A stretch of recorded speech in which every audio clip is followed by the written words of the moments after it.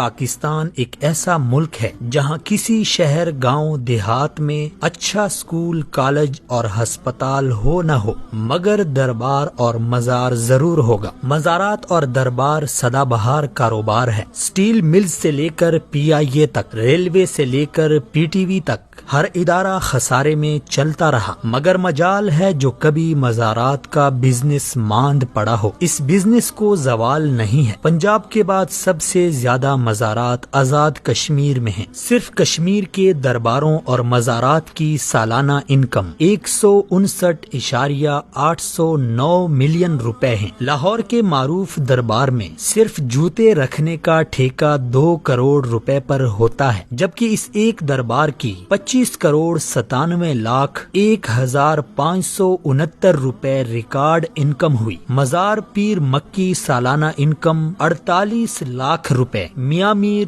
10 لاکھ روپے، مادو لال 6 لاکھ روپے، بی بی پاک دامن 31 لاکھ روپے، دربار شاہ رکن 24 لاکھ روپے۔ ان درباروں اور مزارات میں سے جو محکمہ اوقاف کے تحت ہیں وہاں کرپشن کے قصے زبان زد عام و خاص ہیں۔ ہزاروں دربار اور مزارات وہ ہیں جو محکمہ اوقاف کے تحت نہیں ہیں، ان کی انکم بھی مجاور اور مافیاز کھاتے ہیں۔ حالیہ دنوں صاحبزادگان گولڑا شریف کی شادی خانہ آبادی کے خوب چرچے ہیں۔ پیرزادوں کی شادی کی تقریبات سے ہی اندازہ لگائیں کہ مریدوں کے چندوں پر کس قدر شاہ خرچیاں ہو رہی ہیں۔ غریب مریدوں کے چندے سے منعقد مہنگے ہوٹل کی تقریب میں سیاستدان، صحافی، بیوروکریٹ تو تھے، شاید ہی کسی غریب مرید کو یہاں مدعو کیا گیا ہو۔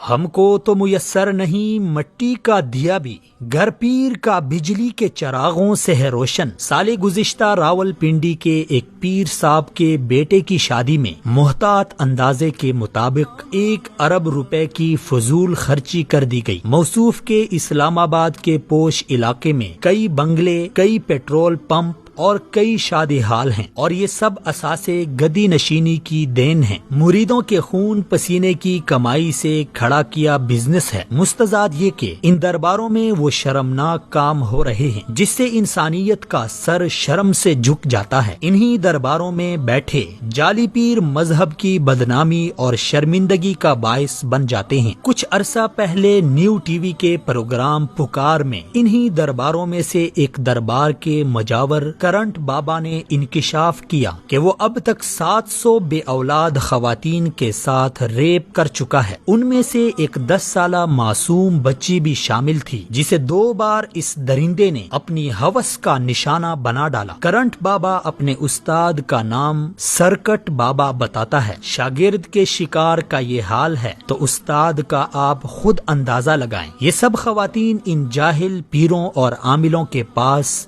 بے اولادی کا علاج کرانے جاتی تھی۔ یہ شخص انہیں جنسی درندگی کا نشانہ بناتا تھا اور پھر ڈرا دھمکا کر خاموش کراتا تھا کہ اگر کسی کو بتا دیا تو میرا موکل تمہیں جلا کر بھسم کرے گا، اور یہ خوف کے مارے چپ ہو جاتی تھی۔ اس طرح کے واقعات درباروں اور مزاروں میں تواتر کے ساتھ پیش آ رہے ہیں۔ یہ کوئی معمولی نوعیت کے جرائم نہیں ہیں۔ حکومت کو فوری طور پر مزاروں اور درباروں میں بیٹھے جعلی عاملوں اور پیروں کے خلاف کارروائی کرنی چاہیے تاکہ مزید عزتیں پامال ہونے سے بچ جائیں۔ ان درباروں میں فروکش پیروں کا بھی احتساب ہونا چاہیے کہ وہ غریبوں سے پیسے بٹور کر کیسے اپنی عیاشیوں میں اڑاتے ہیں۔